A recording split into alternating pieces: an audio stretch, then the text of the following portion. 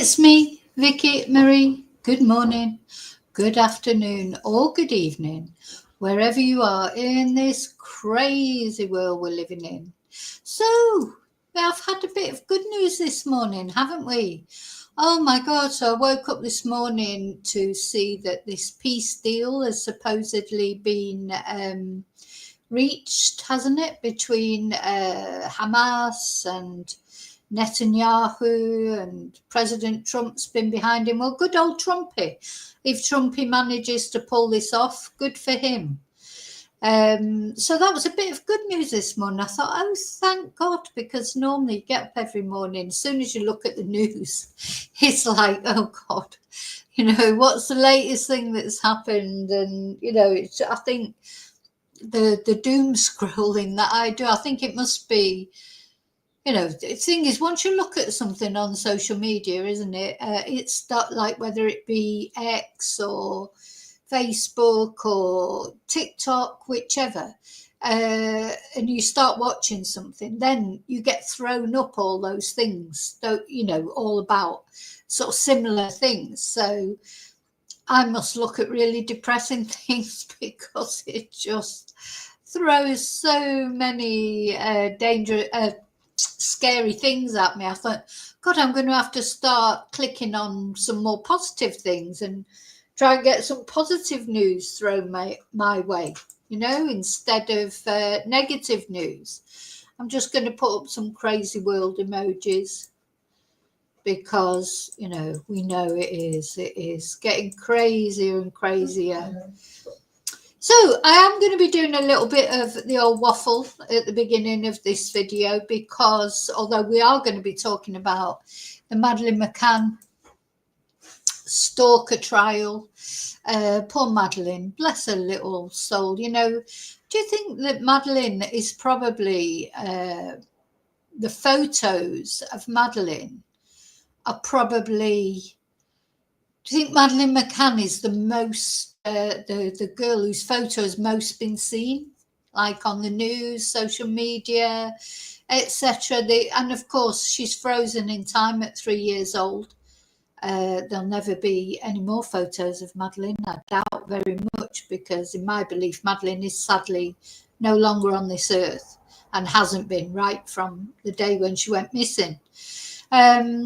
But yeah, I was thinking when I was sort of, because if you click on Madeleine McCann and all the images, like click on images, the images that come up, so many, but for her short life, do you know what I mean? And then of course you've got the age progressed photos, and then you've got like the fake Madeleine McCann photos. Now, so what we will be talking about when it gets going, I think I might have started this a little bit too early, this live, but it's okay. I can waffle and show you some other videos, maybe from Praia de Luz and things like that, while we're waiting for Sky News, because Sky News are there and they're following the trial live, but they haven't updated that they're back there yet. So, of course, here in Spain, so for people who don't know me, my name's Vicky Marie. I'm based in Spain, in Europe, and it is only, so it's, although it's 10:45 here in Spain, in the UK, where of course the trial is taking place in Leicester, I believe, it will only be 9:45, so maybe it's a little bit early there. I don't know what time proceedings get going, and then Sky News are caught up with the peace deal in Gaza, but I'm sure they've got somebody there, a reporter there. They said they're going to cover the trial every day. That's what I'm waiting for. Some live coverage of the trial, some live. I mean, there's no cameras in the courthouse, of course, but there are reporters there who can report on what's happening there, but no cameras, no. And today is an important day. Well, every day is important in this trial, because today giving testimony will be Sean, one of the twins that Madeleine was with that night when she disappeared, and Amelie. So they are going to give their evidence today, because these women, they've stalked them as well. It's terrible, really, what they've done, especially, you know, at the end of the day, Kate and Gerry, they have been in the public eye. They wanted to be in the public eye. You know, they did a campaign, a media campaign. But poor Sean and Amelie, you know, not only trying to cope with the trauma of, God, they look so much like Gerry, don't they? Not only trying to cope with the trauma, you know, of having a missing sister and being related to the most famous missing child case, missing child ever, probably, known internationally as Madeleine's brother and sister. It must have been awful for them. And there's Amelie. She's a very beautiful girl, isn't she? She is a very, very beautiful girl. And Sean, you know, they both seem to have turned out handsome and pretty despite being Gerry's children. Sorry, I shouldn't say that. I've not got a downer on Gerry. It's just Gerry always looks to me so sort of contemptuous. I don't know. And that's just the way he looks, obviously. But yeah, you can see that Gerry and Sean, very alike. And Amelie as well, I think, is like Gerry more than Kate, really. But yeah, very beautiful girl, but nothing like Julia. The only thing that is similar to Julia is the hair. But of course, that's a common hairstyle now. You know, at the moment, that seems to be the fashion for young girls to wear their hair very long. And Amelie's got beautiful, long, thick hair, as has Julia. So I would say that's where their similarity begins and ends. You know, the hair is similar. That's all you could say, I think, personally. And so, you know, I can see why both Gerry and Kate, as soon as they saw the photo of Julia, because of course they've got Amelie as a yardstick, you know, to give them an idea of what Madeleine might look like now, apart from reconstructions that artists make. I can see how they knew straight away that it was not Madeleine, or thought straight away it was not Madeleine. And then, of course, the police had told them that they didn't consider it significant. And then the DNA results came back to say that Julia was, in fact, Polish descent. Having said that, I still feel that they could clear it up very quickly and simply and forever by just, you know, consenting or doing the DNA test. I don't know. Anyway, that's for them to decide. It's their life, their child that went missing. And as I said in the video yesterday, I do think they're quite lucky that they've still got 2 children that are still there, because all those 3 children were left alone in the apartment. And Madeleine apparently was snatched, but they were lucky that the other 2 weren't snatched, because they're only 2 years old. Anyway, so I'm going to say my thanks. First of all, as I say, I will be doing a little bit of waffle while I'm waiting for the live feed from Sky News to come on. We'll recap, because this trial started on Monday. We'll recap sort of what's happened so far, or we'll read out the Sky News recap, and then we'll look at probably some footage from Praia de Luz that I took when I went there. And then as soon as Sky News come on and start reporting on what's happening, we'll go over to that. So yeah, thank you everyone. Thank you for watching, for liking, for subscribing. I really do appreciate every one of you. I don't take any of my subscribers for granted. I hope you'll all stick with me through thick and thin, because yeah, you won't always agree with what I've got to say. That's fine. And of course, everybody's opinions are welcome. Everyone's views are welcome, as long as they're not disrespectful either to me, to whoever we're talking about, or to each other. No insults, you know, nothing like that. That would just be kicked off straight away. But that doesn't mean to say you can't say what you think. You can't say that you disagree with someone. Of course you can. wouldn't do, would it, if the whole world was, if we were all the same? You know, we have our views, and we appreciate each other's views, whether we agree with them or not, as long as they're not disrespectful, nasty, insulting. So also I'd like to say thank you, special thank you as always to my members. Tonight is Members Live. It's Thursday. I'm still not sure exactly what time, and the reason being is number one, son, he's still very, very poorly. Actually, he's very, very poorly. He's got terrible cough, which seems to have gone on forever. And I'm not sure yet if he's going to work tonight or isn't. So, you know, I have to sort of leave options open a little bit, really. He probably won't be going, to be honest. If he's not going, I will probably do it at 9 o'clock. But yeah, I have to confirm that later. So yeah, he's very, very poorly. You know, really poorly. And the problem is, as I'm sure you all know, if you've ever had one of those coughs, you can't sleep. So can't sleep, that's the main thing. You know, it's just cough. And as soon as he starts to drop off, coughs again, you know, so, and that wakes him up. And so he's literally hardly sleeping. So it's horrible, actually, and I hope as well that I don't catch it. But I just hope he gets, because it seems to have gone on. It's been at least a week that it's had this. So yeah, there will be a Members Live. I'm just not sure what time tonight. And thank you to those of you who've bought me Ko-fis, who sent super stickers, who've emailed me. I've had some very, very lovely emails lately. Thank you so much. What else did I want to say? That's it for the banner, I think.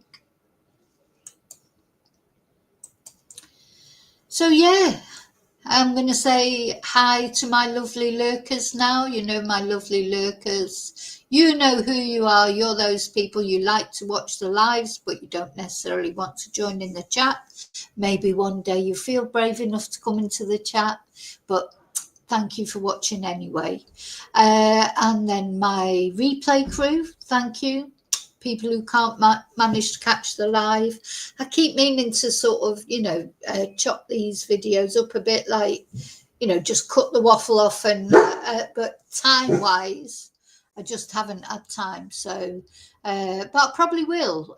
Probably this trial, I will, you know, I've done it with lives, I think, so far. So I will try and maybe chop those up, you know, cut them down into small, because some people like a short video.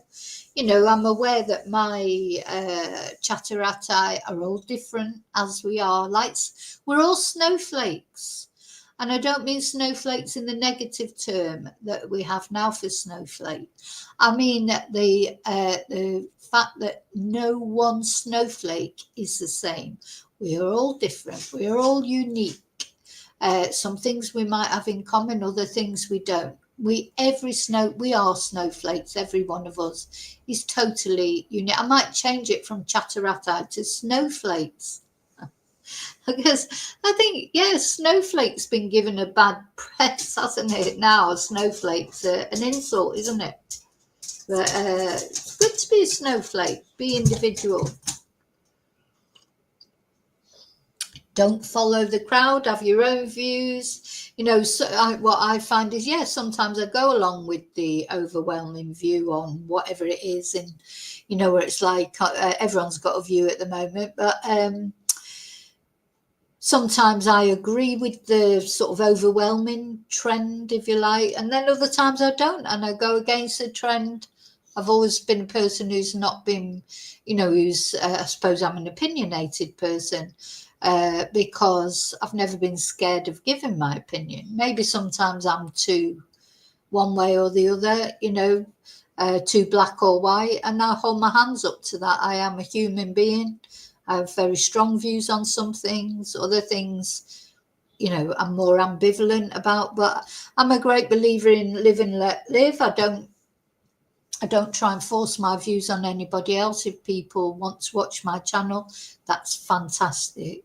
I want people to watch my channel. But if people don't like the way I do my channel, or they don't like my views, it's fine. There's millions of YouTube channels out there, literally millions, that have all different views. You know, I'm just a little speck of dust in the universe of YouTube channels. So yeah, it's fine. I literally does not.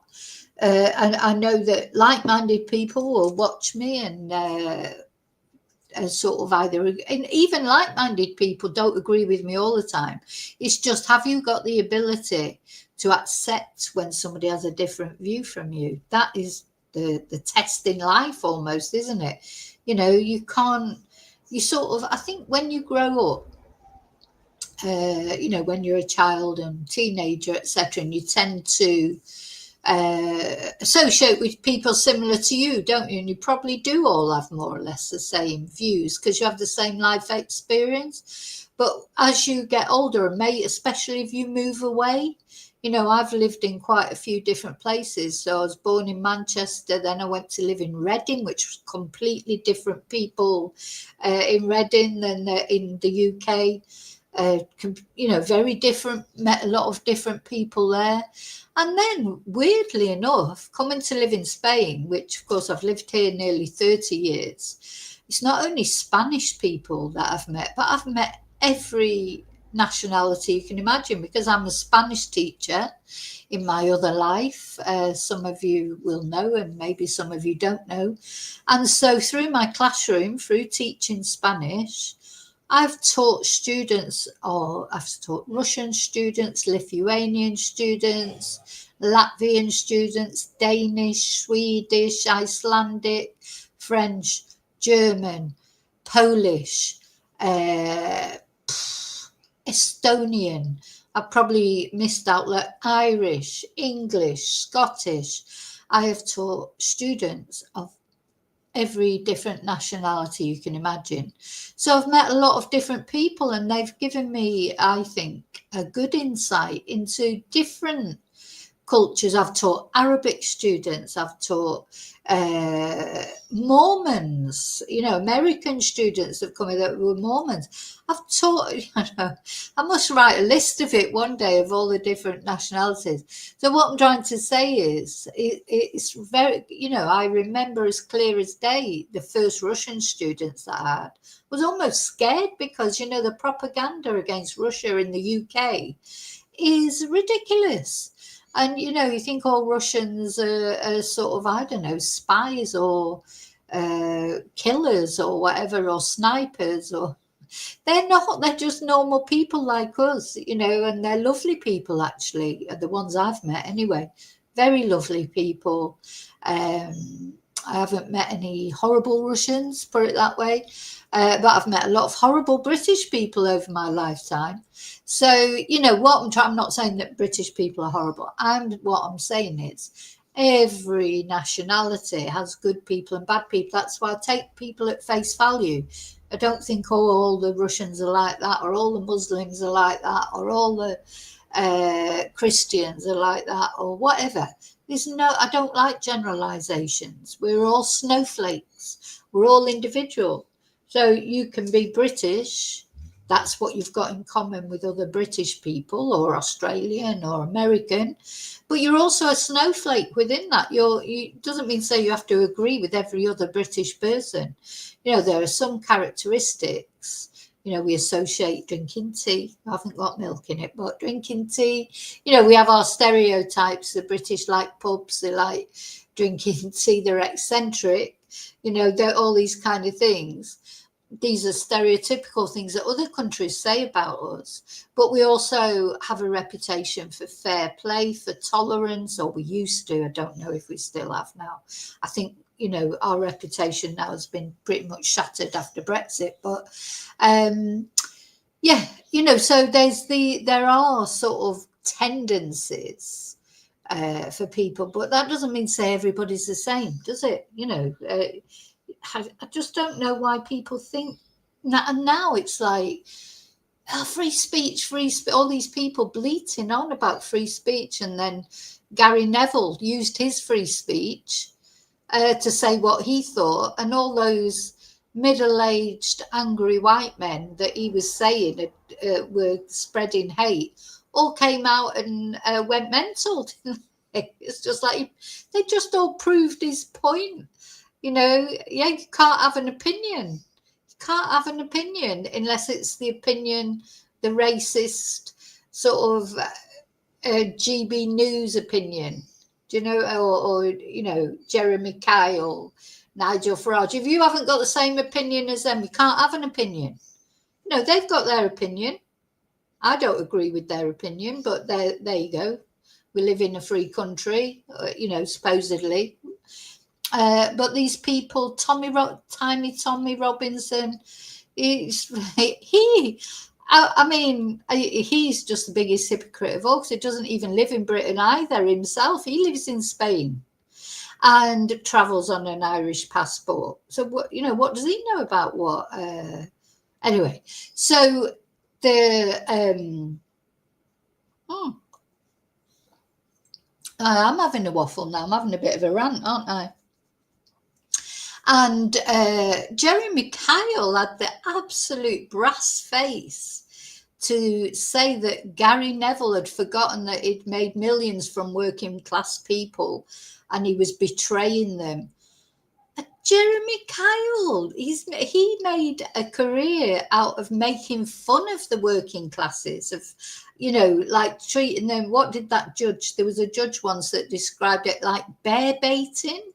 What he does, you know, deliberately antagonizing people and getting them to argue on the telly for his ratings, you know, and sometimes it was compulsive viewing, you know, but it's the hypocrisy of it. You know, how dare he say that Gary Neville played for United. He's an avid United fan, which that's the only thing I don't like about him, because I'm a City fan, of course. But yeah, you know, he's entitled to his free speech as well. Why can't he say what he wants to say? But all these racist idiots, they can all go around saying really vile things and spreading hate and division. Britain has been divided, I think, deliberately. You've got to bear in mind where these people are coming from. You've got Nigel Farage, is paid by Russia, and you've got Tiny Tommy Robinson, who's paid by Israel. They're there deliberately to spread division. And, you know, look up and see what's happening up there. Don't look at sort of what people are trying to make you look at. Trying to make people so angry against immigrants or Muslims or whatever, or women against men. They pit people against each other. Governments do that, or elites do that, so that you're not looking up at what's going on. Look at the House of Lords. Look how Boris Johnson gave his possibly illegitimate daughter, made her a baroness, and his brother. Look at that. All the people that get made lords or baronesses. Michelle Mone. You know what I mean? Look at them. Anyway, gosh, this is completely nothing to do with what I'm going to talk about, and you're probably all sick of me ranting on, but there you go. So, hi West Side. Oh, so now I'm coming into the show. I've finished ranting now, I promise. Hi West Side. Yeah, we've not seen you for a while. It's nice to see you. Hi Lily. Hi Bluebell.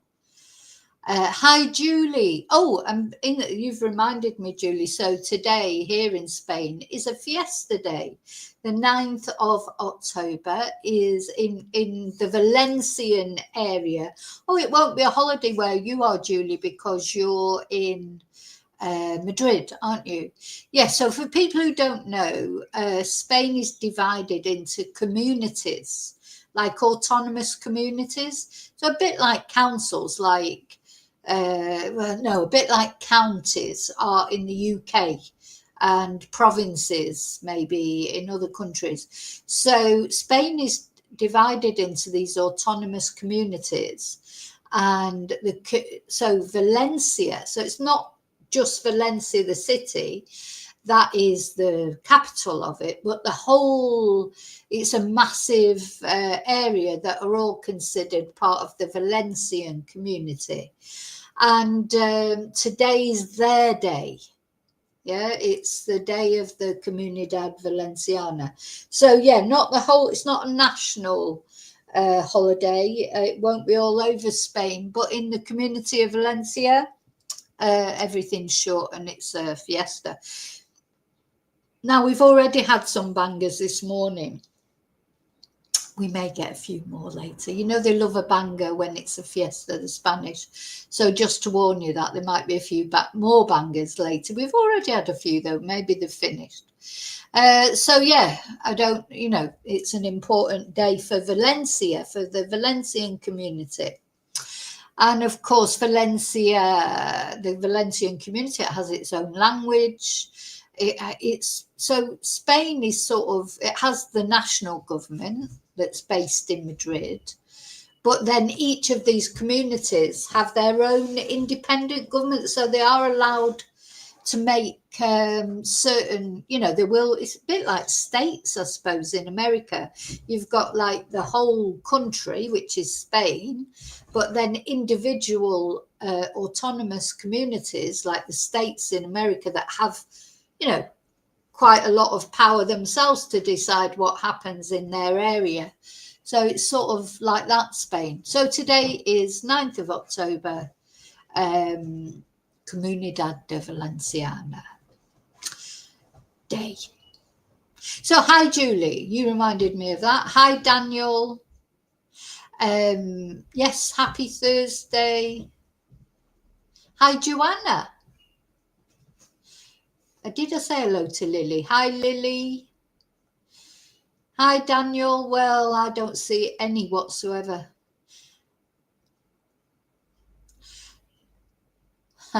Julie, my number one son, he hasn't even taken anything. So, he hasn't been to the doctor. He could probably do with antibiotics. He's taken paracetamol, one. Not paracetamol. He doesn't like taking ibuprofen, and we didn't have any paracetamol. So that's it, literally, that he's taken. So anyway. Hi, Jasmina. Lurking open-minded snowflake. Yeah, that's brilliant. I wish everybody was an open-minded snowflake. Oh, dear. Exactly, Bluebell. Jeremy Kyle drove someone's suicide. I mean, you know, to be fair, he was found at the inquest. I mean, I don't, you know, I don't, but I've never like accused him of that. You know, it's like I thought he should have been exonerated, because at the end of the day, that man, when you go on the Jeremy Kyle show, like if the Jeremy Kyle show came back and I went on it tomorrow, you know, you've seen it before, you know what's going to happen. So the man took it unto himself to go onto the Jeremy Kyle show. But I do think, you know, he was ridiculed by Jeremy, but everybody is, aren't they? So, you know, the answer to that, obviously, is if you're too sensitive, just don't go on it. But he did take his own life after being on that show. So it's the hypocrisy of Jeremy to have a go at Gary Neville for doing a lot less than he did, you know, to accuse Gary Neville of taking money off the working classes, his fans, and, you know, because he's got hotels and things like that in Manchester as well, Gary Neville. It's the hypocrisy of it, you know, and he poked fun at the working classes for, was it 15 years or something, that did the Jeremy Kyle show. Yeah, it's a national holiday on Monday, isn't it, Julie? Yeah, that's a national holiday. So, okay. So I have finished rambling a little bit, and I'm going to, let's see if there's anything coming up yet. Oh, yes. So the live stream that has started on Sky News. So let's go to it and have a little recap, look at their recap. For what happened yesterday.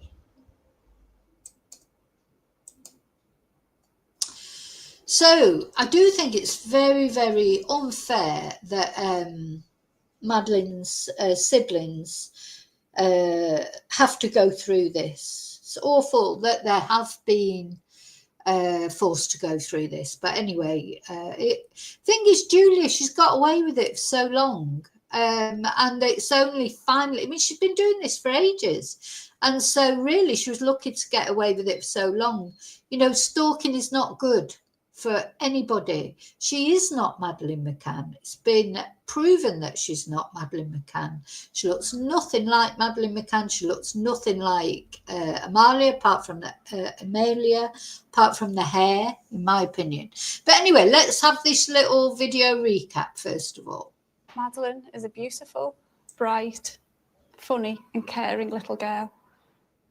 At the height of the search for her daughter in Portugal, Kate McCann was front and centre, clutching 3-year-old Madeleine's toy. She was desperate to find her. Nearly 2 decades on, it remains one of the UK's longest-running missing persons cases. Artists created images of what Madeleine looked like as she grew up, but it's alleged that one woman decided to try to convince the McCanns that she was their daughter. Julia Wandelt, who is 24 and from Poland, is on trial for stalking them. Yeah, exactly, Westside. And the other thing we have to remember is this girl has pretended to be 2 other missing children. Before she pretended to be Madeleine, she pretended to be 2 other missing children. So she was known to the missing persons website. She'd already tried to say she was 2 other people. So that, again, so you put all that together and you know she's just talking a load of rubbish. She is, sadly, there is something wrong with her, definitely mentally. I do feel for her. I feel sorry for her because she's just, there's something wrong there. And she's been exploited by podcasters, and she's been exploited by lawyers as well. You know, and by this silly woman, the Spragg woman, you know, who's old enough to know better. She's 61 years old. It's alleged she sent incessant messages to them, even turning up at their house in December 2024. Kate McCann told the court, "I pulled up on the drive. It was really dark. It was the weekend. We had the gales. I was opening the boot to get something out and I heard someone say, 'Kate.' I knew it was someone behind me, but I didn't know who it was. She called me Mum, I think." So imagine you're pulling up outside your door, it's dark, it's blowing a hoolie because it was the gales, and then someone shouts, "Mum," you know, from the darkness, like, and you know, honestly, and as you all know, and I'll just say it one more time, my sympathy for the McCanns is more limited because I just don't know why they left those kids on their own. But, you know, even through that, I can see that if you pulled up outside your home, you open the boot to get some out of your car and someone's shouting "Mum," and you know it's not Amelie or Sean. I mean, that must have been a horrible experience. Whatever, you know, you wouldn't wish that on anybody. And then these 2 women step out of the darkness and you're there on your own. Don't forget, Kate was on her own. And there's 2 of them, and they were not very aggressive. She does say that they weren't particularly aggressive, but, you know, still quite scary and mentally unbalanced. You know, you don't know what they're going to do. I mean, you know, it must have been quite a terrifying experience, that. She was asking for a DNA test. "Why won't you do a DNA test?" and pleading with me. Mrs. McCann said Wandelt was with co-defendant Karen Spragg from Cardiff, who was described as more aggressive, and said, "Don't you want to find your daughter?"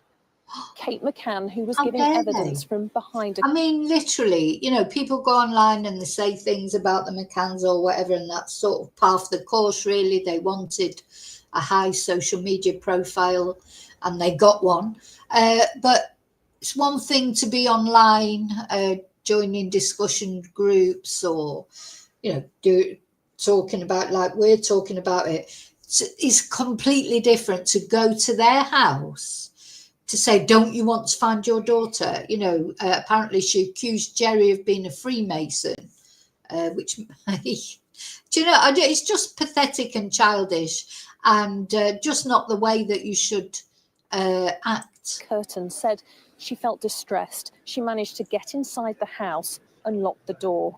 At times, the defendant Wandelt, as she listened to the evidence, appeared to cry. She later shouted, "Why are you doing this to me?" as she left court. Every year in the McCann's home village of Rothley, there is this vigil for Madeleine. At one of these poignant gatherings, it's claimed that Wandelt turned up looking for the McCanns and constantly tried to contact them. Gerry McCann told the court, "Kate was upset. I was getting frustrated and angry that these calls were coming. The phone went and I picked it up and answered it. I said, 'You're not Madeleine. Please stop calling,' and then hung up very, very quickly. I made it very clear these were unwanted calls. To be honest, it was a bit of a blur." Both Wandelt and Spragg deny stalking the McCanns. The trial continues. Lisa Dowd, Sky News, Leicester. Okay, so that's what's happened more or less so far.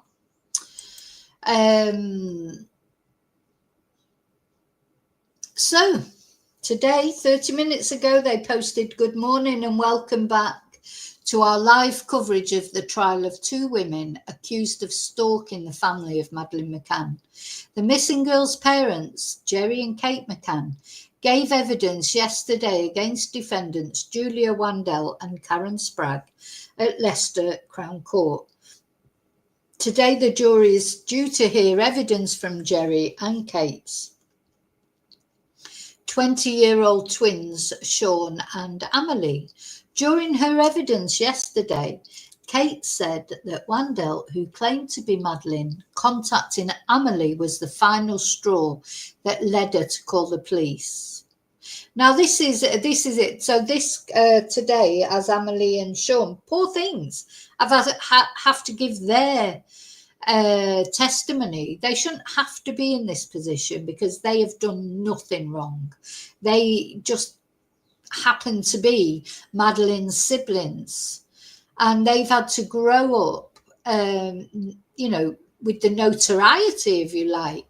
I mean, they're trying to prove themselves as people, as Amelie McCann and Sean McCann, not as Madeleine McCann's brother and sister.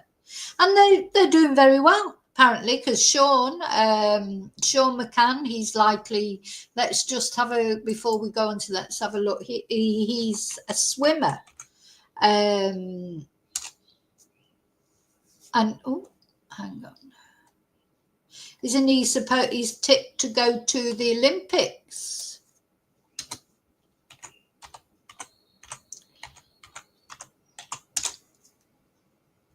Yeah, let's have a look at this. So here is Sean. Now look how well he's done.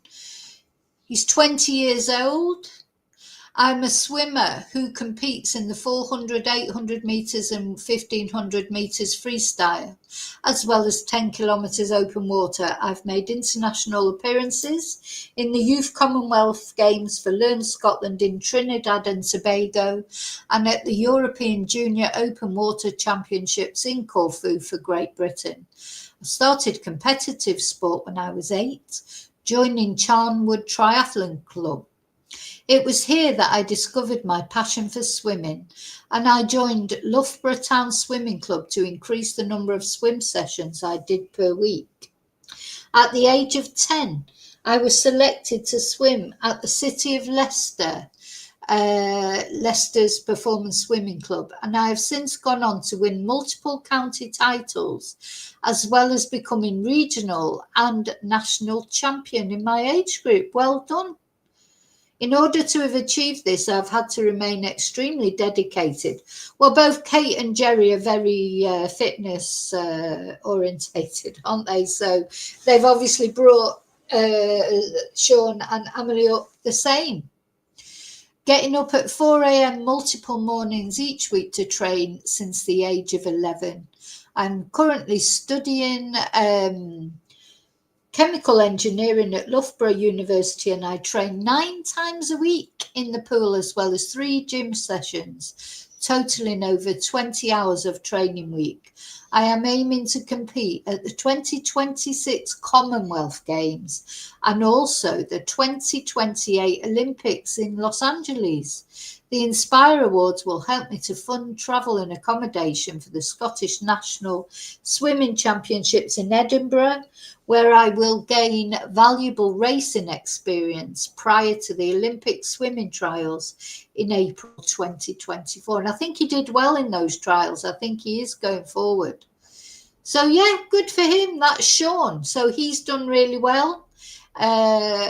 You know, it won't have been easy, will it? Won't have been easy what they've had to go through.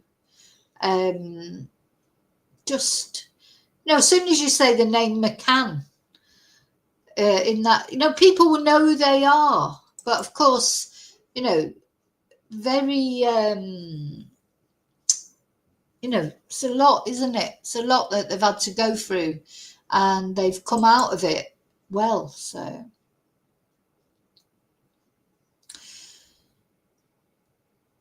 So this was what we got here. So what happened in court yesterday? So yesterday, Kate and Gerry both faced questioning, and they gave evidence from behind a blue curtain. Now they've got a blue curtain to sit behind, which is like, you do think, well, why they, you know, they have got special treatment there, because a lot of even people who've been RAPED'd have to sit and face their assailants in court normally, don't they? But anyway, they've got a blue curtain to protect their privacy, and they spoke of the distress and anger at the actions of Julia and Karen, who deny the charges against them.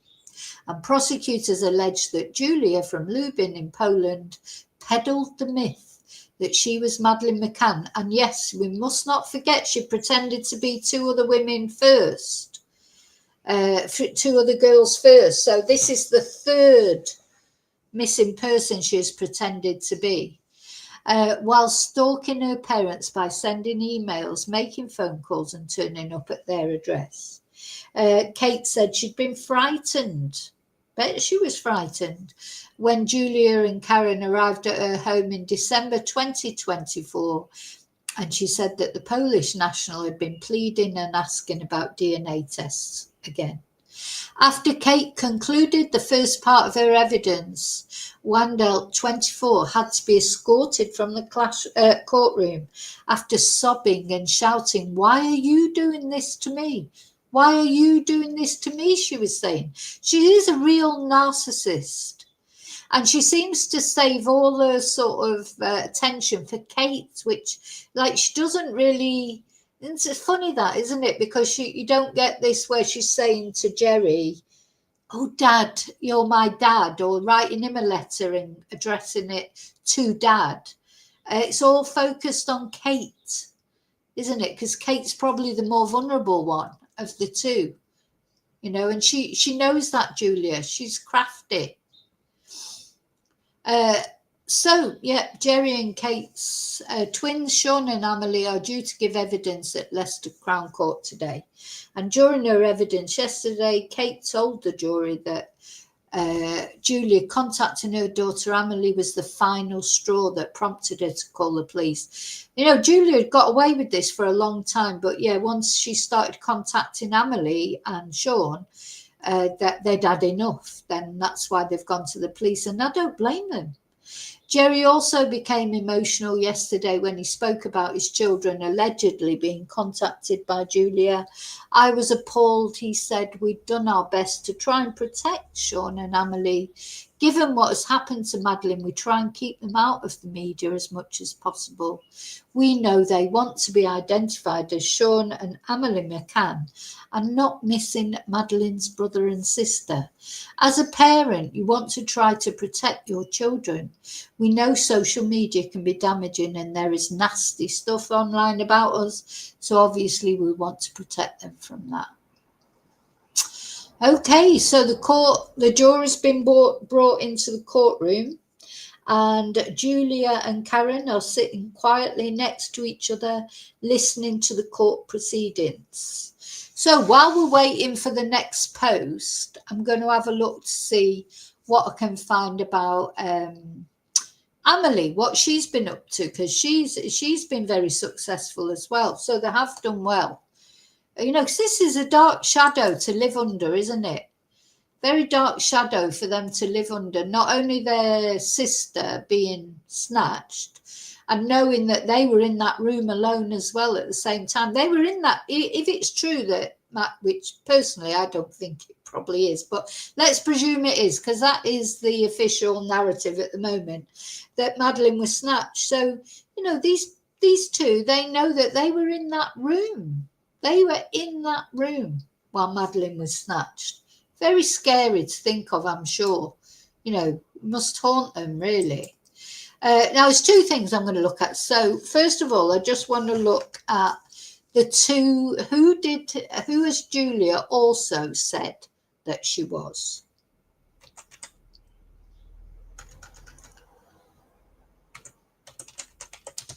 Because I think a lot of people don't know that.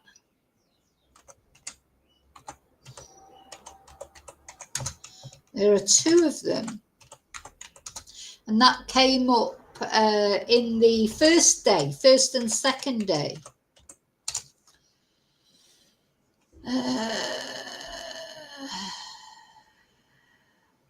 Yeah, so she previously, let's have a look.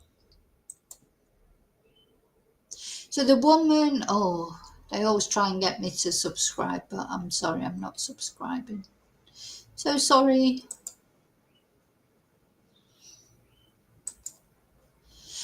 So the woman who claimed to be Madeleine McCann stalked other missing girls' parents. So Julia Wandelt in this trial was described as a conspiracy theorist who had previously pretended to be two other missing children. So let's see where it gives the name. So the jury was told she had previously pretended to be two other missing children. Inga Gericke from Germany, who was born 8 years after her, and Acacia Bishop from the US, whose grandmother stood trial for the girl's murder, but was found not guilty by reason of insanity. Let's see if I can have a look at any for some. So she's twice before claimed to be missing children. I forgot the name already. Inga Gericke.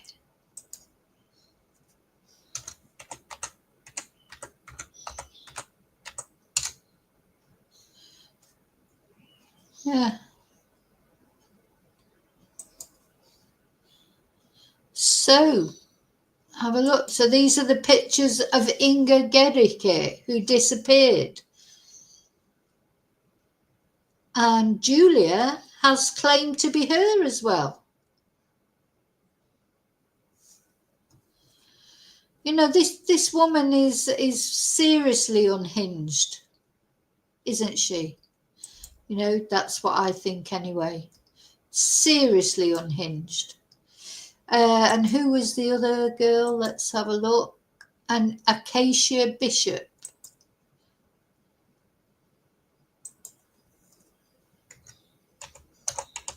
From the US. So she must just troll around all the missing persons thing. Anybody who's missing who is anywhere near her age or possible, that, you know, that's what she does. Oh, look at this little one. What?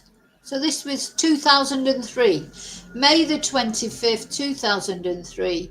1-year-old Acacia Patience Bishop was kidnapped from her great-grandmother's Salt Lake City, Utah home by her paranoid schizophrenic grandmother.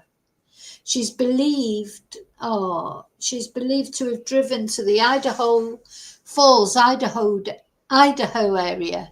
You know, there's a lot of things happen in Idaho. You know, you notice it when you're doing the true crime videos. Seems to be so much happens in Idaho. Anyway, and drowned this little girl. Look at her, bless her. She was only one.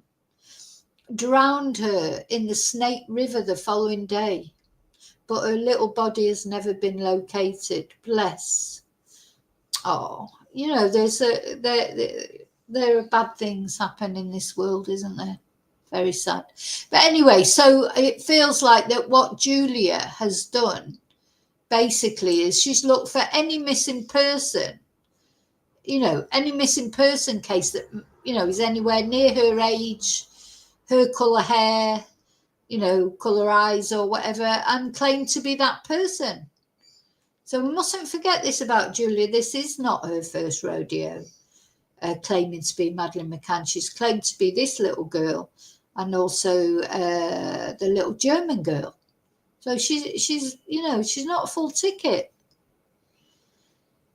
And you know, when she's been on podcasts and things, you know, these bloody podcasters who've used her, they never asked about these cases. You know, they never said, oh, well, didn't you claim to be a Casey, a Bishop, or the other little German girl? They never asked about the other cases, you know, and said, well, you were already known to the missing persons website because you'd already claimed to be two other little girls. You know, they don't ask the difficult, call themselves podcasters. They think they're great interviews. They don't ask the questions that they should ask. They're just there for their clicks. That's it. Okay. So going back to, where am I going now? So there's been another post. Well, this is, and then I'm going to look and see about Amelie, what she's, you know, what she's been making of her life. So she'll be, you know, of course, her and Sean are twins, so they're both only 20 years old. So doorbell footage from McCann's neighbour shown to the court. The court is being read a statement from Alex Milton, a neighbour of the McCanns in Rothley, Leicestershire. He's speaking about the night of 7th of December 2024, when defendants Julia Wandelt and Karen Spragg allegedly confronted Kate and Gerry McCann at their home. Milton says he noticed a woman sitting in a white car at around 6 p.m, which was still there when he returned home later. And he says, I thought this was strange. And he noticed that the car was still there when he went out at 7:20. I mean, that is pure and simple stalking behaviour. To sit outside someone's house in a car, waiting for them to come home. Footage from Milton's doorbell is then played to the court. Two figures are seen walking past his door and walking back 2 minutes later. An hour and a half later, footage shows one figure and then another. Sorry, I've just got to check this message.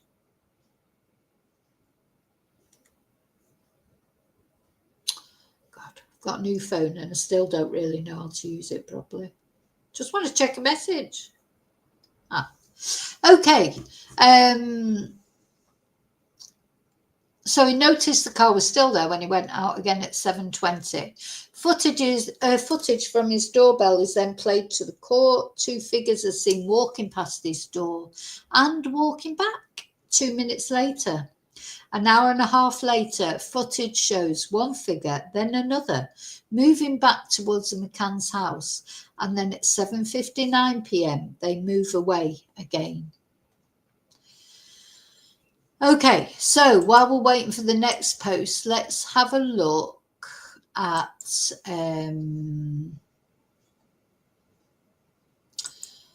Amelie, what she's been up to. So the thing is, you know, I mean, they're young people, they're 20 years old. They want to come out on social media and say things like normal 20-year-olds do. They want to have social media accounts. They shouldn't have their social media accounts stalked by some, you know, scary woman who does need medical, she does need help. And I feel for her for that. But the thing is, she's scaring people and she's not really caring about their feelings. She wants everyone to care about her feelings, but she doesn't care about their feelings, does she? She's like, anyway, so let's have a look at some,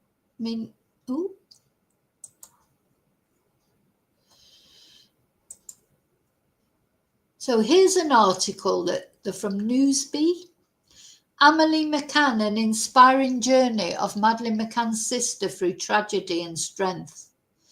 At the end of the day, she is Amelie McCann. She doesn't always want to be known as Madeleine McCann's sister, does she? So the untold story of Amelie McCann's life resilience and her role as Madeleine McCann's sister in the shadow of a global mystery.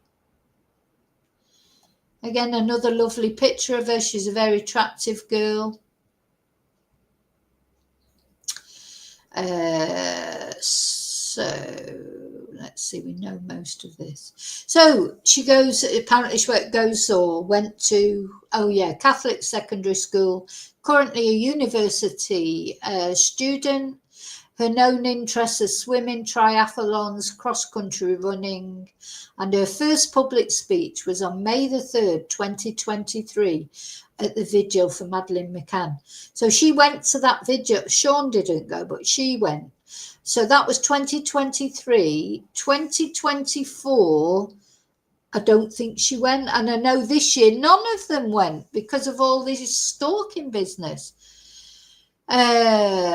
So Amelie McCann was born in 2005 in the peaceful village of Rothley, Leicestershire, England. She grew up in a loving household along her twin brother Sean and her older sister Madeleine. The McCann family lived a normal life filled with family outings and shared memories until tragedy struck in 2007 when Madeleine disappeared during a family holiday in Portugal. At just 2 years old, Amelie was too young to fully understand the events unfolding, but this early experience shaped the environment she grew in as her family became the centre of worldwide media attention. Despite this, her parents worked hard to give her and her twin brother as normal as a childhood as possible, and that must have been difficult, to be fair. The disappearance of Madeleine shocked the world and became a case followed by millions across different countries. While Amelie and Sean were sleeping peacefully in the same apartment room as their sister that night, Madeleine was taken without a trace. I notice it doesn't say alone. They were left alone. We never must forget that they were left alone. And Gerry and Kate have never acknowledged responsibility for that. That is what bugs me through this whole thing. For Amelie, growing up as Madeleine McCann's sisters meant living with both love and loss. She has stayed mostly private, but the case has shaped her life, inspiring her to stay strong while the search for Madeleine continues. So she attended a local Catholic secondary. So they're very committed Catholics, aren't they, the McCanns? She was particularly interested in sports, showing talent in activities such as swimming and cross-country running. Participating in athletics became a healthy outlet for her energy and emotions, helping her to maintain balance while growing up under unique circumstances. Reports indicate that Amelie is now a university student in higher education. She keeps her private life away from the media, but she has embraced her independence and continues to move forward. So for most of her life, she avoided public appearances to protect her privacy. However, on the 16th anniversary of Madeleine's disappearance, she made headlines when she spoke publicly for the first time. She attended a candlelit vigil alongside her parents, where she offered words of hope and remembrance for her sister. This powerful moment was deeply moving. for those who have followed the case for years and showcased Amelie's strength as she stepped into the public eye with grace and courage. I mean, that did take a lot of courage, it must have done. I mean, Kate and Gerry were there, her friend was there with her probably for moral support. But that must, you know, to know that all that focus is on you at that age, because so she would have been, what, 18, 19 there. You know, teenagers are very self-conscious generally, aren't they? So Amelie's appearance at the vigil also symbolised her ongoing support for her parents' relentless efforts to find Madeleine. Although she lives a private life, her presence that evening demonstrated she shares in her family's commitment to keeping Madeleine's story alive. So it says she's passionate about sport. She's participated in triathlons, swimming competitions, cross-country running events. Sports not only reflect her physical talents, but symbolise her resilience and determination. These activities have helped her build confidence, maintain a sense of normalcy, even while living with the weight of her family's history. And she wants to be known as more than just Madeleine McCann's sister.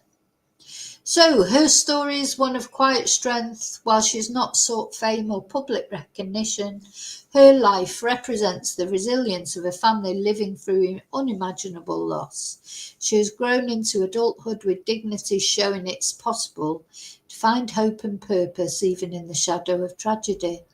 And her role as Madeleine McCann's sister ensures she will always be connected to one of the most widely known missing cases in modern history.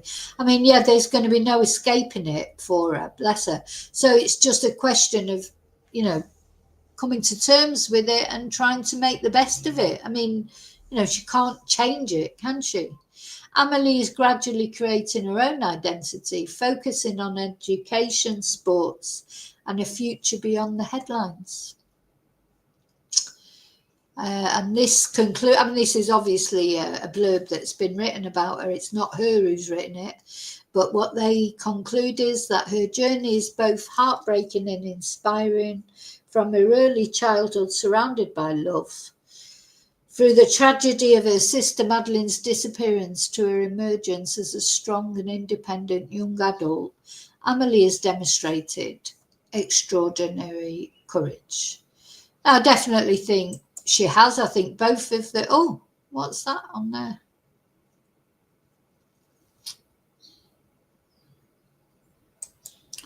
Why is that up on there like that?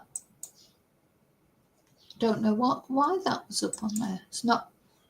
Oh, it's just come up. It's just come up. Oh, God, I thought that'd been up there all the time. Okay, let's go back to see what's happening in the trial.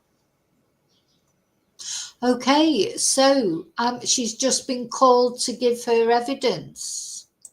So let's have a look at the post. Just let me put that down.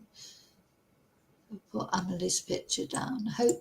I mean, it is, awful, really, isn't it? That they've had to do this, but anyway.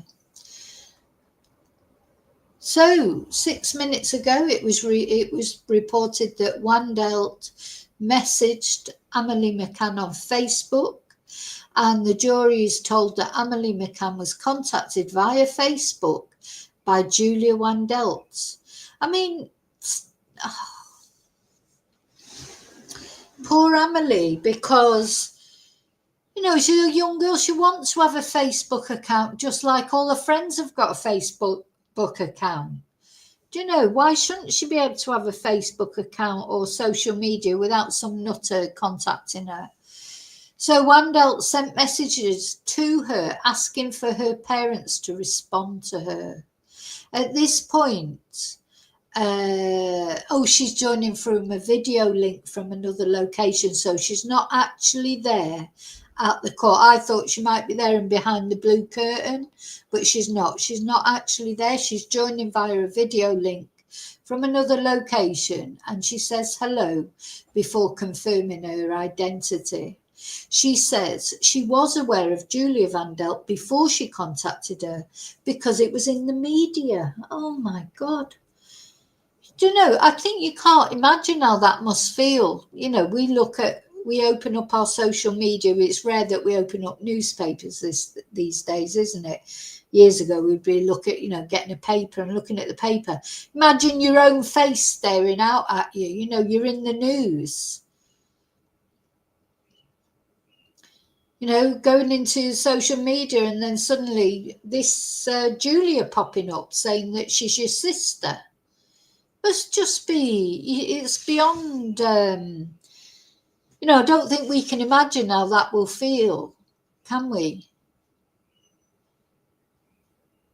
She says she was aware of Julia because it was in the media, and she said, I think the police had got in touch with my parents about it.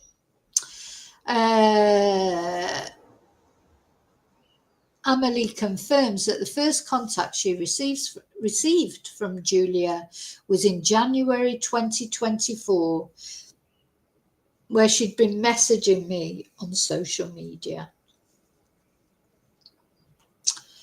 Gosh, it's a shame, isn't it? You can't even have social media because some nutcase will be contacting you. You know, some stalker. I mean, stalkers are terrifying. You know, let's make no mistake about how stalkers make you feel. If you've ever been stalked, it is scary, really scary. And, you know, these two women, especially this one, to be honest, especially Spragg to me, because I just feel like she should know better. She's exploited. Why? I don't know. What's her interest in it all? Or maybe she's got mental health issues as well. I don't know. Maybe she's a bit of a delusionist. But Julia, you know, as much as I do feel some sympathy for her because of her obvious delusions, it's hard for me to feel too much sympathy for her because she's made, two young people's lives a misery. You know, and two young people that are already, you know, having to cope with unwelcome media attention, etc. She just made it worse. So it's difficult for me to feel too much sympathy for Julia, to be honest. Anyway, I've got another post just come up. I thought if I ignored the messages, it would be fine. And Amelie McCann says that at first she didn't tell anybody about Julia contacting her on Facebook. Oh my God, so she didn't even tell her family. And you know, that's another thing, isn't it? That teenagers, young people, you know, they don't tell their families everything. I mean, I don't know the dynamics of their family relationship, but there can be various reasons for that. Sometimes teenagers are just naturally private, aren't they? They don't want their parents to know anything. They go through that phase where they think the parents don't know anything anyway, and what's the point in talking to them? And, you know, or it could be she didn't want to worry her parents, you know, because of everything that we, you know, I can't imagine how it's been for Amelie and Sean all those years. Going through, knowing that they were in that room, maybe the guilt that their parents feel, not that the parents have ever shown that guilt, have they? Because they've never really taken responsibility for the fact they left all the kids on their own. They've tried to say it was a perfectly legitimate thing to do, which it obviously wasn't. But you don't know, maybe in private they have, maybe in private they've said to the kids, you know, we're so sorry, or blah, de, blah, de, blah. Maybe she didn't want to upset her parents. I don't know, as I say, I don't know what her relationship is with her parents now. Have they got a good relationship, a bad relationship? I have no idea. But I think it's interesting to say that she didn't tell anybody about Julia Wandelt, so not even her friends, because teenagers tend to tell their friends things more, don't they? You know, you go through that phase when your kids, you're the like God to your children, aren't you, or goddess? and they tell you everything and they rely on you for everything. And then they get to be a teenager and then suddenly your opinion means nothing. It's like everything you say is wrong. They challenge everything you say. I don't think that ever really gets better, does it? So, but not all teenagers do that. Some teenagers do still respect their parents' opinion, but I don't know about this particular teenager. And she says she did not know that it would be considered stalking. And she says that she thought if she ignored the messages, that would be fine. Yeah, I think that's what a lot of young people do. Because I think that is definitely a generational thing, because people that have grown up with social media, like my number one son, he gives me advice on things. Sometimes if I get trolled or somebody puts a bad message, or he just wouldn't take any notice of it because he's grown up with social media. He knows that there's people out there that will always say bad things, and not to take it seriously. Just ignore it. He's told me that. He said, "Oh, don't hide any comments or anything like that, because they're all." Because the other thing is that even when a troll puts a comment on your YouTube or whatever, that is an interaction, and that does help the algorithm. So trolls help the algorithm too, because it's an interaction, be it a negative one. So if someone puts a thumbs up, that's a good sort of reaction, but it helps the algorithm. But even if people put a thumbs down to your video, it still helps the algorithm because it's a contact. And YouTube likes interaction. Doesn't matter if it's positive or negative. So all you trolls out there, well, I say that, I know there are not many of you, but there will be at least one, I'm sure, watching this. Put a downwards thumb. When people put a downward like, they think they're getting to you. They're not getting to you. They're giving you an interaction. They're helping your channel. Same as if they leave a nasty comment. Leaving any comment helps your algorithm. So I do think young people are more, they just ignore things, So she just ignored it. She said, I thought if I ignored the messages, that would be fine. Oh, and then she said, and this is what I said earlier, she didn't want to cause additional stress to her family, and she was used to ignoring messages. I mean, she must get millions of messages, mustn't she? And she probably, because, it's so similar to what my son has said to me. He said, if you get an email that's nasty or a message that's nasty, once you've got past the first line and that you've realised, just ignore it. Just don't read it any further. It's funny, isn't it? That's what he'll do on messages and things, and he'd just block someone like that on WhatsApp if he feels like it. Doesn't have it. I'm like always trying to be a bit more circumspect, but what he always says to me is just ignore it. Not even block, not anything. Ignore. As soon as you realise the way it's going, just check out of it. It's good advice. And Amelie especially, she'll be used to having to blank messages, because over the years, as soon as she went on social media and people start finding her, she'll have had loads of messages. I am the girl who went viral. Amelie McCann reveals the message from her stalker. So she's now speaking in more detail about the message sent to her on Facebook in January 2024. She says it was from a profile called Julia. Now that's interesting, because who else had a similar profile name to that? Do you remember Erin Patterson, the mushroom murderess? Her Facebook profile was Erin, or Erin even. This must be what, mentally unbalanced people choose for their Facebook profiles. So she says it was from a profile named Julia, and that soon she realised this was the defendant, Julia Wandelt. Must be so you don't forget their name, hey, because they're so important. The message allegedly read, "Hello, I am this girl who went viral saying she thinks she is Madeleine McCann." And another message the court hears says that Julia had hypnosis sessions and flashbacks, and she knows so many things. Oh dear, oh dear, oh dear. Fancy sending a message to Amelie McCann saying, "Hello, I am this girl who went viral saying she thinks she's Madeleine McCann." She loves it, doesn't she? The thing is about Julia is she loves the attention.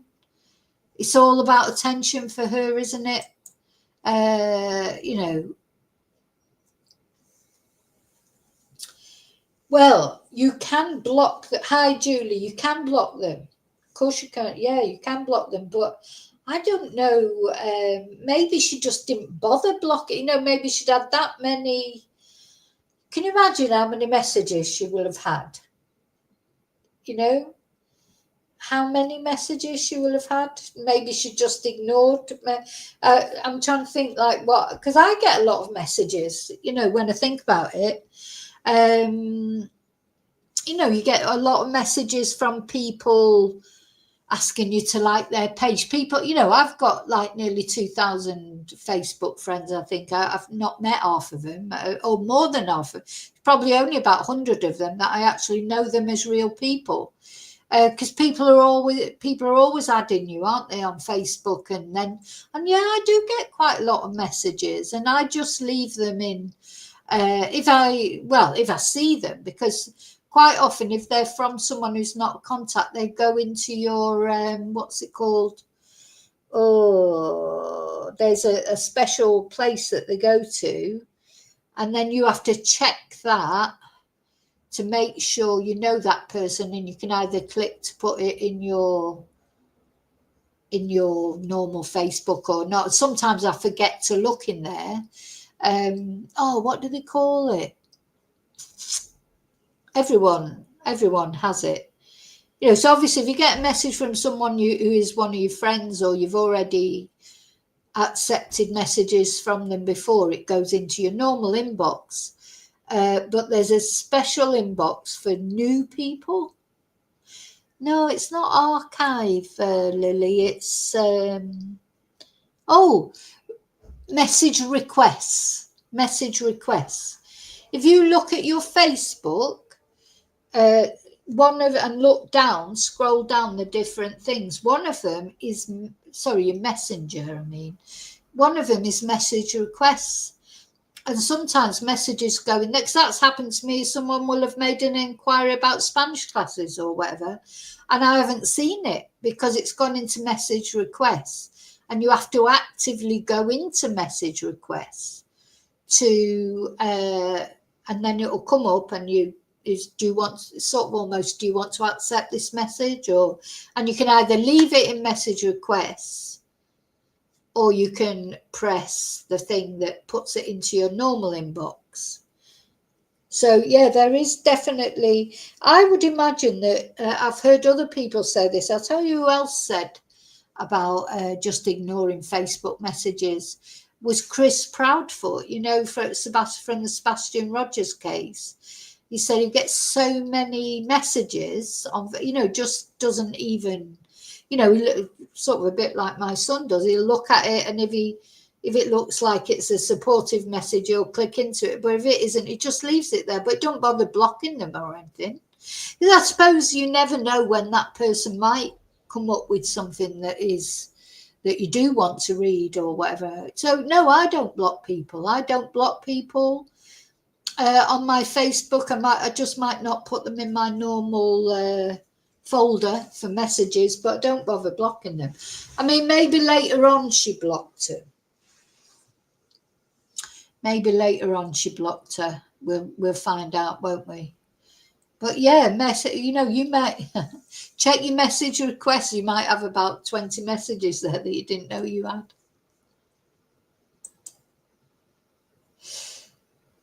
Right, so, here you go. So she's going on to explain it now a bit more. So Amelie McCann recalls creepy messages from a woman claiming to be Madeleine. The court hears from Amelie McCann that it was distressing for her to receive messages from Julia.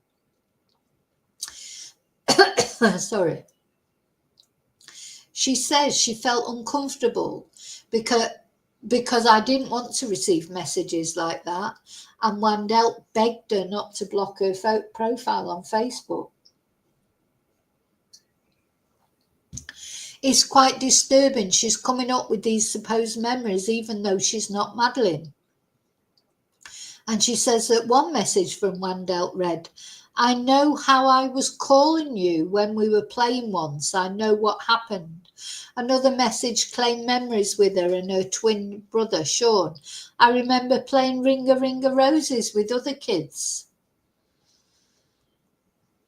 God, I think there was a photo of that, wasn't there? Wasn't there a photo of them playing Ringa Ringa Roses?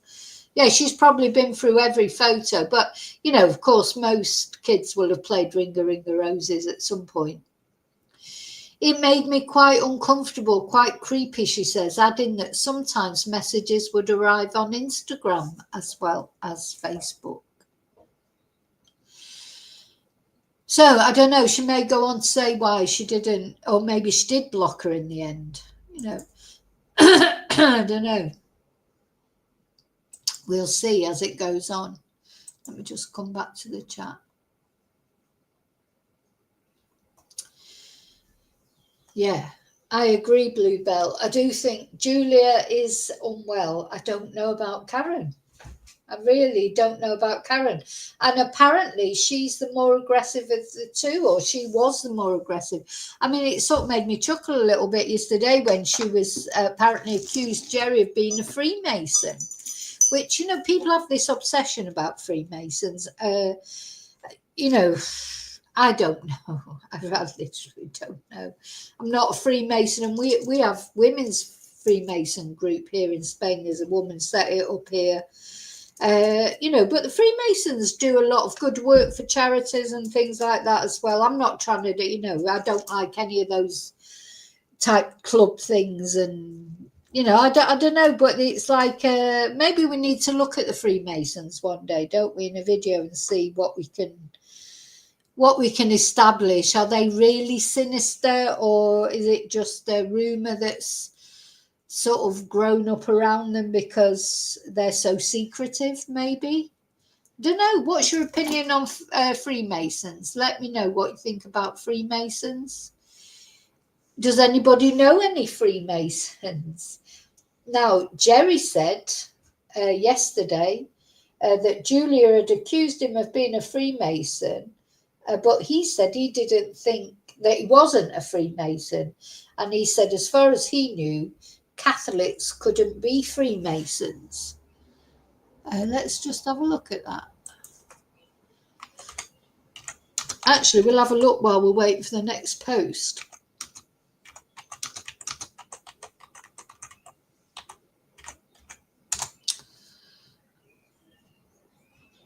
Who can be a Freemason? Of course, it can only be a man. Freemasonry welcomes men of every country, religion, race, age, income, education, and opinion. However, to join Freemasonry, one must meet the following qualifications. Be a male, at least 18 years of age. The minimum age varies in some jurisdictions, sometimes up to 21. Let's have a look. Let's see. So I can't join because I'm a lady. Where's the? Oh, there it is. There you go. Get the facts. What is Freemasonry? A brotherhood of men committed to lives of honour, integrity, and character. The men of Freemasonry are on a journey of self-discovery. For hundreds of years, Freemasons with deep brotherly love have worked to become the best version of themselves while working to better their communities and our world. Being a Freemason can help you achieve great personal reward by guiding you to build your moral character and connection to your community. Freemasonry is built on the core tenets of brotherly love and affection, relief and truth. And through a commitment to these values, all Freemasons share the common goal of making good men better. In addition to self-improvement, a Freemason is a man eager to be part of something bigger than himself, with a reverence for history, compassion in his heart, and a desire to create a better future. Do any of you know any? Probably most of my chatters are ladies, though not all of them. Does anyone know any Freemasons, or what do you think? Maybe you are a Freemason or a free woman, because I say there are places where you can, like here in Spain, there are chapters, I think they're called chapters, women's Freemasons. Anyway, we'll go back to that in a minute. Let's have a look at the latest post. So Amelie said, I knew deep down it wasn't Madeleine. Amelie McCann says she didn't reply to the persistent messages from Julia Wandelt and her request for her mother, Kate McCann, to take a DNA test. She says she didn't find it persuasive when Wandelt told her about her memories from childhood. It makes you feel guilty because she's quite desperate to connect and reach out to me. I knew deep down it was not Madeleine. She adds that some messages from Julia said she would do whatever is needed to prove her identity. And it's a bit scary because you didn't know what she'll do next. I think the other reason as well, you have to collect these messages as evidence. And just a little bit of advice I'd give to anyone who is being stalked. Keep the messages, let the messages come in, because these are evidence. If in the end you have to go to the police, you must keep a log of everything they do. Because if you ever go to the police about being stalked, first thing they're going to ask for is evidence, that you've been stalked. Messages, letters, phone, voice notes and things. So I think it is a good idea to always keep the messages from anyone that's, acting weirdly towards you, because if you ever have to make a case out of it, you will need it. Yeah, Julie, do you know what? I started using Facebook years ago when it first came out. I can remember the first time I got a request from, I'd never heard of Facebook, and I got a friend's request, and then you had to accept that it was a guy that I sort of vaguely knew. It wasn't a guy that I knew well. Sent me a friend's request, and then of course to get to look at that, you had to go into Facebook and create a profile. That's how they got that. Facebook was just started. And then I started using it quite a lot, and I use it a lot for Spanish classes. That's really the only reason why I've got a Facebook account, and to see what my family are up to, and that, being away from my family and that being in a different country, it's handy sometimes they put things on Facebook and I can see, what's going on that I wouldn't know otherwise. But also work. I have had a lot of business for, Spanish classes through Facebook. So really, apart from that, nowadays, I used to put quite a lot on Facebook really years ago. I was much more active on Facebook. But now it's literally just work, or maybe something for the crime channel, or, I'm a member of some Facebook groups through cases that I'm doing, like Sebastian Rogers, Samantha Murphy, etc. And of course, years ago with Nicola Bulley, but I don't really bother with those now at all, because they're just churning over the same thing over and over again and supporting Peter Folding, really. Most of them, they might as well change them to, Peter Folding Facebook group, nothing to do with Nicola Bulley whatsoever. So yeah, I don't really go on Facebook much now, and it is intrusive, you're right, and it's all adverts now as well. You go on Facebook and all these different adverts and things come up that I've never even heard of. I'm just pressing X all the time to get rid of him, thinking, why am I being sent this? So yeah, it's not my favorite.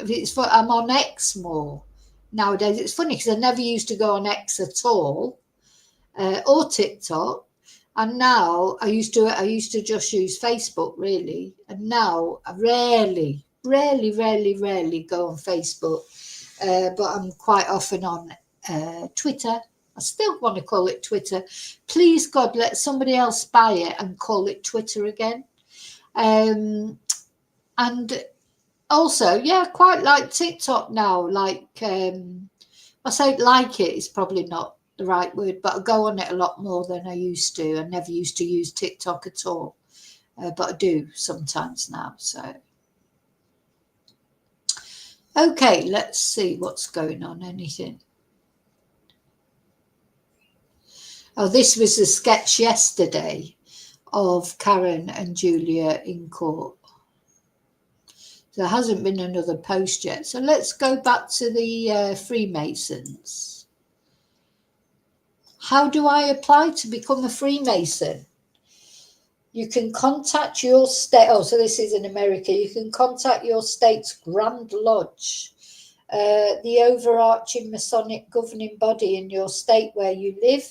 You can find a Masonic lodge in your area that you wish to join, or you can reach out to a man who is a Freemason and ask for his help. You will submit a petition for membership, and members at the lodge will read your petition and form a small committee to meet with you to determine your qualifications and answer any questions you have regarding Freemasonry. So yeah, you have to be approved, I think, don't you? Don't think it's just automatic that you apply and you're accepted. Don't think everyone's accepted, are they? Know so little about it, really. But as far as I know, you have to be accepted. I don't think it's just a blanket acceptance. Anyway, Gerry told us he is not a Freemason. He said that let's see if do they accept Catholics.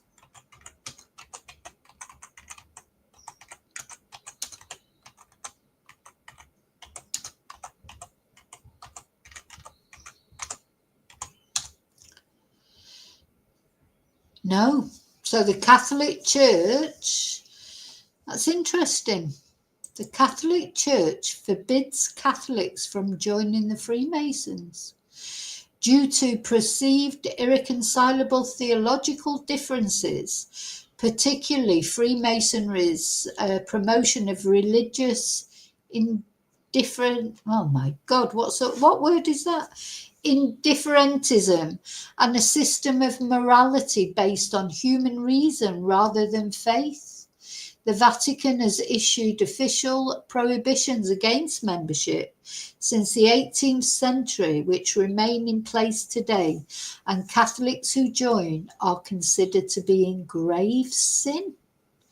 I didn't know that. So it seems like you can join, but the Catholic Church don't want you to join by the sound of it. Let's not anyway, we'll go back to that in a minute. I just want to read the next post. So Julia sent edited images of Amelie McCann to prove, oh my God, sent edited images of Amelie McCann to prove she was Madeleine, the court hears. She printed out pictures of herself and of Amelie and sent them to the McCann's home address in an attempt to prove she was Madeleine, the court has heard. Amelie says Julia posted a letter to her house that was addressed to her, in which the 24-year-old said Amelie was her last hope and tried to persuade her that she was Madeleine. And in another message sent online, Amelie says Wandelt sent 2 images side by side. It made me feel very uncomfortable, Amelie said. She'd clearly edited the pictures to make me look more like her, which was disturbing. I didn't look like that, and I knew it had been changed. Oh my God, it's just getting spookier and spookier, really, isn't it? Freakier and freakier. Imagine somebody sending you a picture that they've altered to make you look more like them and say, oh, I'm your sister. Dear me. Oh, and you know, as I'm saying this, I'm looking up at this little cherub's picture up in the, you know, sometimes I think, God, wherever Madeleine is, I hope she's in a better place one way or another, because, I mean, there's no, you know, Gerry said yesterday, there is no evidence that Madeleine is dead. And there is no evidence that Madeleine is dead, despite the German police saying not that long ago, oh yeah, they had evidence she was dead. But of course, none of that evidence has ever surfaced, has it? And now Christian Bruckner has been released. You know, so that was all a load of rubbish, wasn't it? All that, them going off to the Portugal, to that dam, digging up things, saying they had evidence, saying they had this, that and the other. They didn't have anything. Because if they would have had something, Christian Bruckner would not have been released, would he? So I know there's no evidence that Madeleine is deceased, bless her, but, you know, you can't think that she can still be alive now. You know, 20 years, well, not 20, 17, 18 years, bless her. You know, and she's been the most searched for girl. You know, you wouldn't be able to hide her, would you? Because there's been so much publicity. Everybody knows about her. How would you be able to hide this girl? Anyway. Okay, going back to Freemasons. Let's have a look at this again. So the reasons for the Catholic Church's prohibition is irreconcilable doctrines. The Church believes the fundamental principles of Freemasonry are incompatible with Catholic teachings, as Freemasonry offers a path to truth through reason and enlightenment rather than through Jesus Christ, the sacraments and Scripture. Religious indifferentism. Freemasonry is viewed as promoting religious indifferentism, the belief that all religions are equally valid and that one's specific faith is not crucial. I like that. Contradictory oaths. The oaths required by Freemasons are seen as conflicting with a Catholic's baptismal and confirmation vows, potentially leading to a conflict of loyalties. Secularism and naturalism. Some Masonic texts and higher degrees, especially in the American Scottish Rite, include beliefs that directly oppose Catholic dogma and are considered a form of secularism. So yeah, maybe Gerry was right that well, not that you can't join the Freemasons as a Catholic, but the Catholic Church doesn't like it. And Gerry is a devout Catholic, I think, isn't he? Both Gerry and Kate, very devout Catholics, apparently. So seems likely, doesn't it, really? Let's go back.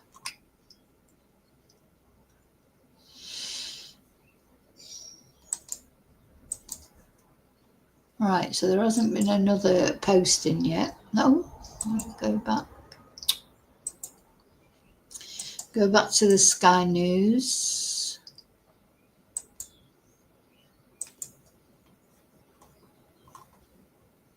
Let's have a look at this video.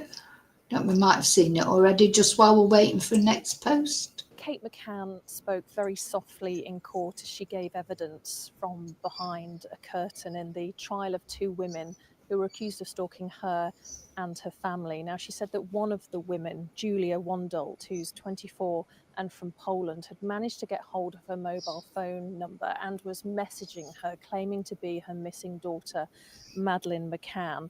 She was also demanding a DNA test as well. But then in December 2024, she and her co-defendant, Karen Spragg from Cardiff, both turned up at Kate McCann's house. It was dark. She was getting out of the car. She heard Julia Wandelt refer to her as mum, and Spragg says, "Don't you want to find your daughter?" to her. Now, she was very distressed by this. She managed to get into the house, close the door, lock it, and then a short time later, she actually received a letter from Julia Wandelt, which started "Dear Mum" and signed off "All my love, Madeleine." At times during Kate McCann's evidence, we heard Julia Wandelt sobbing in court, and as she was led out on one occasion, she said, "Why are you doing this to me?" Now, both women deny stalking, and the trial continues. Yeah. Very scary. Let's see. Okay. So a minute ago, there was another post. Kate McCann was felt harassed by Julia more than anyone, Amelie says. Amelie McCann, yeah, she's definitely focused on Kate, isn't she? More than Gerry, you know, because Kate is the more vulnerable one, I think.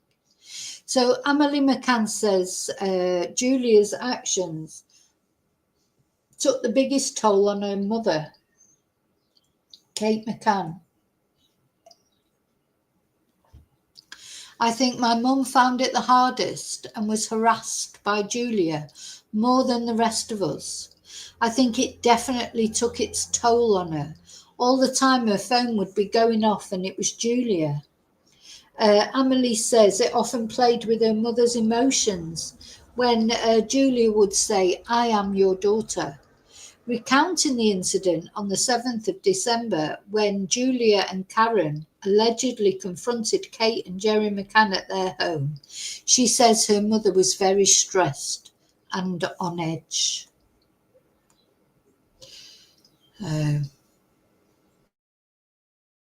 On one occasion, Amelie says her mum told her, "I can't even go home anymore. I don't even know where to go." Yeah, you've got to feel safe in your own home, haven't you? She says that after their incident, there was a lot more security in place around the house and that an alarm was in place that could be pressed to alert the police if Julia returned. And the court hears it was a form of panic alarm. Yeah. So don't forget, let me know what you think. It's a very, very, very difficult situation, isn't it? As I say, whatever you think of the McCanns, like them, don't like them, or think they're lying or don't think they're lying, this is not very nice, is it? Let's have a look at, is this the video we've just watched? All right, this is that was just taking me to a link. When Kate was doing her evidence, she was speaking about the time when Julia and another person came to her home, which of course was Spragg, Karen Spragg. Yeah, we heard this before, didn't we? She was opening her car boot and someone said Kate, and she said her immediate reaction was fear, and she recalls how it was very dark at the time, and she said she pretty quickly identified who it was calling her name, Julia and another woman. "She called me mum." Kate added, saying this was the usual stuff from Julia. Let's go back to where I was. Yeah, we haven't had another post yet. Oh, here we go. So the next post, it didn't make any sense to me. Amelie McCann says she knew immediately that Julia was not her missing sister Madeleine as she claimed to be. I just knew it wasn't her, she tells the court. I have a feeling there would be something about her I would maybe recognise. She is Polish. She has a Polish family. It didn't make any sense to me. So, do you think, I wonder, because quite often they do say that, siblings that are separated or family that are separated at birth, when they meet up later on in life, they do have a connection. They do say that. Now, again, it all comes down to the fact, why don't they just do the DNA test and just get it over with once and for all? I mean, why do you think? Let me know what you think. Why you think they won't do the DNA test? I mean, they gave their reasons.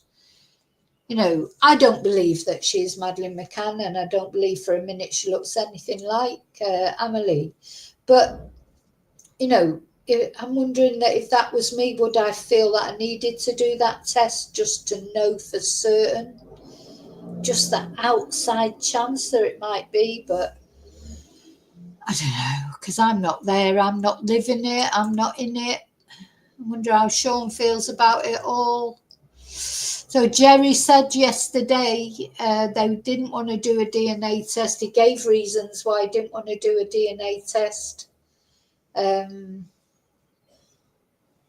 What do you think? Do you think his reasons for not doing a DNA test are legitimate? He said because there were 3 reasons, weren't there, that he gave. That he felt instantly it wasn't Madeleine. The police had told him they didn't think it was Madeleine. And whatever DNA test, it wasn't his responsibility to do a DNA test. He said quite a few reasons. But would it just put it all to bed once and for all? And Julia definitely singled Kate out, hasn't she? She hasn't sent Gerry a letter saying, "Dear Dad," or whatever. Everything Julia's done is focused on Kate, hasn't it? So she obviously sees Kate as the most vulnerable one, to target.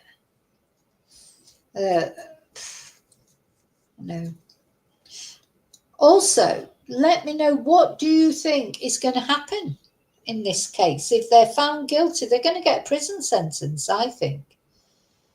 If they are found guilty, which really there's a lot of proof there, isn't there?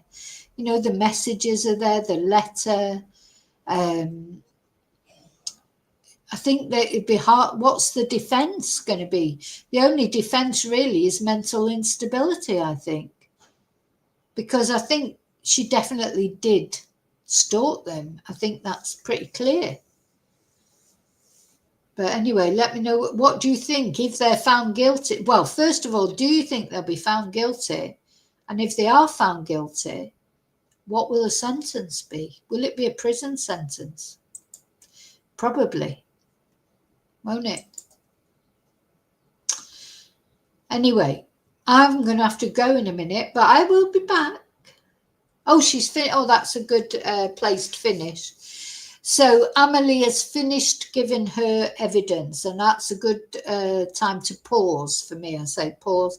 I'll be back later with that. I presume Sean will be the next person to give evidence. I don't know if there'll be like a cross-examination with the defense, but anyway, we're going to finish there for now. Amelie's finished giving her evidence. Have a think about everything that's been in this video so far. I'll try and I am definitely going to cut it down and get the waffle out of it, and then I will probably release the 3 videos so far with just the evidence, just the testimony, because we've had Kate's testimony, Gerry's testimony, and Amelie's testimony. I'll release those as 3 separate shorter videos. But anyway, thank you for watching along with me. This is a case, isn't it? Just a whole Madeleine McCann thing. It's just never ending, is it? I don't think it will ever be solved. Probably will it, or will it? What do you think? Again, as always, just let me know what you think in comments. Please don't forget to like, subscribe, and press your notification bell so you get notifications of the next one. I'll see you really soon in the next video. Thank you so much. And till I see you again, may your God go with you. Bye.